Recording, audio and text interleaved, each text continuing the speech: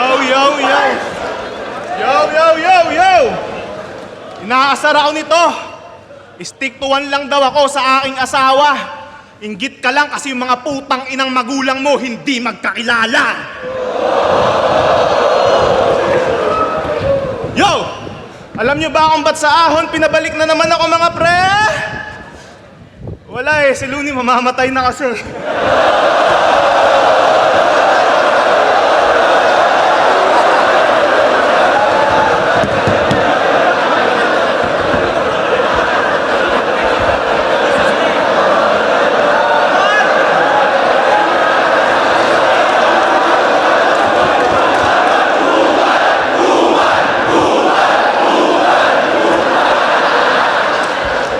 Hindi ito yung hinihingi kong average MC.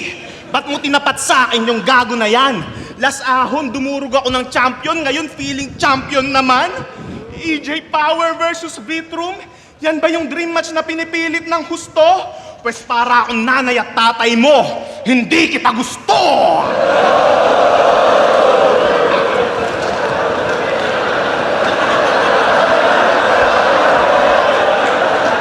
Requirement, para maging malupit na battle rapper, dapat wala kang tatay.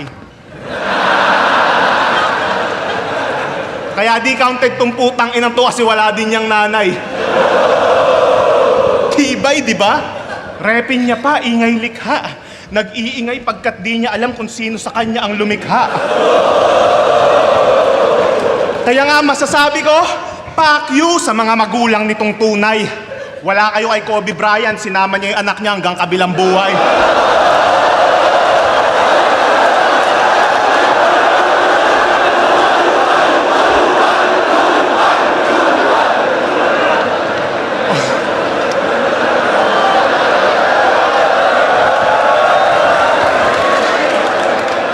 O baka sabihin mo, hiwalay mga magulang ko. Eh ano naman ngayon? Ikaw nga pangalan mo, Francis my son, pero wala pang tumawag sa'yo ng gano'n. Di mo kilala mga nang iwan sa'yo?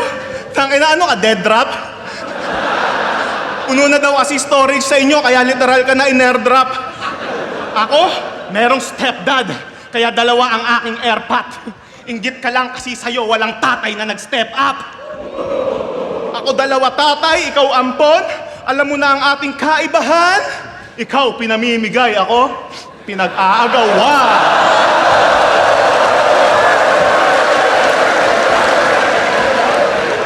Yung pagkatalo niya ng finals hanggang ngayon,